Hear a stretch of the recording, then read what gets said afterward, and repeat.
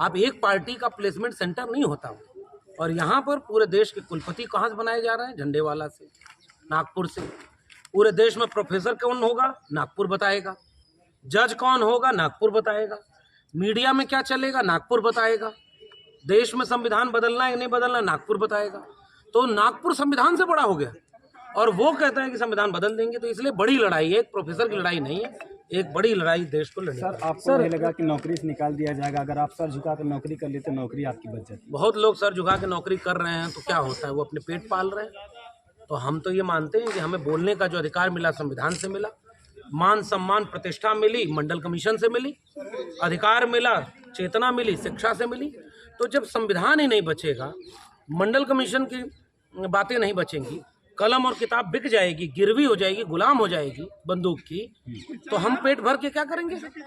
इसलिए जो हमारे ऊपर कर्जा है कि हजारों साल के संघर्ष से ये देश खूबसूरत बना था, कुछ लोग इसे बांट रहे हैं, तोड़ रहे हैं, नफरत करा रहे हैं। तो हमें लड़ना हमारी जिम्मेदारी है। सर, भारत ऐसा देश है जहाँ पर जीएसटी शिक्षा पर बात किया जाए 18% लगा दिया गया है, सोने चांदी पर बात किया जाए उससे कम लगा देगा। आप लगातार इस पर सवाल भी। जो दलित, पिछड़े, आदिवासी उनके नेता बने हैं और उनको वोट दे रहे हैं, उन लोगों के सामने गांव-गांव इसी पर्चे पोस्टर को छपवा दीजिए कि 6800 जो शिक्षक बन गए, 69,000 शिक्षक भर्ती में घोटाला हुआ, ओबीसी को आरक्षण मिला 4%, संविधान कहता है 27%। तो आरक्षण कौन लूटा?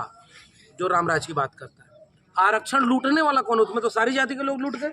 और 600 दिन से ज्यादा वक्त से 6800 लोग जिनकी सूची आ गई है कि उनको बस ज्वाइनिंग कराना है, वो रो रहे हैं, लाठी खा रहे हैं और उनको ऐसे तमाम नेता उनको जलील कर रहे हैं। सर, तो ये बहुत बड़ा मुद्दा है। एक सवाल वोट वो 6800 के हिसाब से देंगे। सर, आए दिन बहुजन प्रोफेसरों पर क्यों उत्पीड़न होता है? बहुजन पे नहीं होता, बहुत सारे बहुजन मलाई भी खा रहे हैं। इसलिए केवल मामला बहुजन का नहीं है, विचारधारा का है। जो रीढ़ तनी रखेगा, जिसके पास विचारधारा होगी सामाजिक न्याय की, समाजवाद की, अम्बेडकरवाद की, वही मारा जाएगा। बाकी कुल्हाड़ी की बेंट में बहुत सारी लकड़ी जंगल की लगी है जो जंगल को ही काट रही है। इशारे में समझ। सर, एक सवाल और है मेरा। अभी हाल ही में आपने देखा कि दिल्ली सुप्रीम कोर्ट के सीनियर अधिवक्ता भानु प्रताप सिंह और महमूद प्राचा जी की सीधे सवाल पर आइए। ईवीएम से चुनाव नहीं होना चाहिए। जी ईवीएम से चुनाव नहीं होना चाहिए, लेकिन अभी अगर मान लीजिए ईवीएम से होगा तो उसकी काट क्या होगी? हमारे और आपके चाहने से तो रुकेगा नहीं। बिल्कुल। तो अब समय उस लड़ाई का नहीं है, मुझे जहाँ तक लगता है। लेकिन फिर भी मैं कह रहा हूँ, जिस मशीन को जहाँ बनाया गया वहीं उससे चुनाव नहीं होता, तो हमारे यहाँ क्यों होता है? तो बैलेट पेपर से हो, ताकि चंडीगढ़ में जैसे चोरी पकड़ा गई, अगर बैलेट पेपर से नहीं होता चोरी नहीं पकड़ाती ना। तो ये तो एकदम, इसमें कोई दो राय है ही नहीं। तो सर, कहा जा रहा है कि ईवीएम से लोकतंत्र को खतरा है आने वाले दिनों में। अरे वो खतरा चंडीगढ़ मेयर बता नहीं दिया। लेकिन सर, मैंने ग्राउंड रिपोर्टिंग किया है, लोग कहते हैं, जैसे कि दलित के कुछ लोगों से हमने जब बात किया, वो लोग बोलते हैं कि ईवीएम से होगा तो वोट नहीं देंगे। अगर मान लीजिए ईवीएम से ही वोट होती है, अगर वो वोट नहीं देते तो फायदा तो दूसरी पार्टियों को हो जाएगा। एक तरफा पूरे देश में अगर ये माहौल बन जाए, संविधान बदलने वाले को बदलना है, तो वो ईवीएम में बदलाव नहीं कर पाएगा।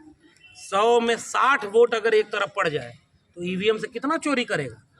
और जब पूरी लहर ही उनके खिलाफ होगी, तो लहर खिलाफ होती है तो हर जगह ईवीएम नहीं चलती है। ईवीएम थोड़ी बहुत सेटिंग करती होगी, पूरा देश ही सड़कों पर उतर जाए, संविधान विरोधियों को नहीं जीतने देंगे।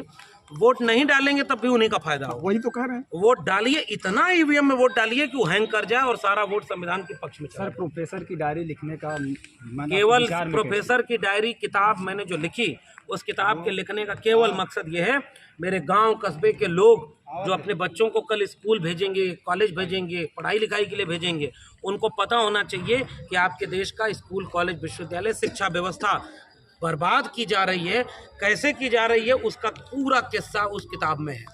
कलम और किताब को बचाने वाले लोग उस प्रोफेसर की डायरी को जरूर पढ़ें, हम ये गुजारिश करते हैं। कुछ निःशुल्क सर वितरण का भी इसका कुछ प्रावधान है? निःशुल्क वितरण तो भाई आप जितने लोग समाज में हैं, चंदा लेकर के एक हवन किताब बांटने का करवाइए। गाँव नहीं, एक लोग का यहाँ पर एक पोस्ट एक लोगों ने किया था कि अगर हमें हमारी सहयोग की अगर जरूरत हो तो भी बता सकते हैं। करें, सब लोग करें।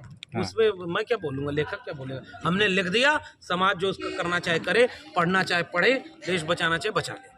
बहुत धन्यवाद। सर, थोड़ा फोटो ले लीजिए।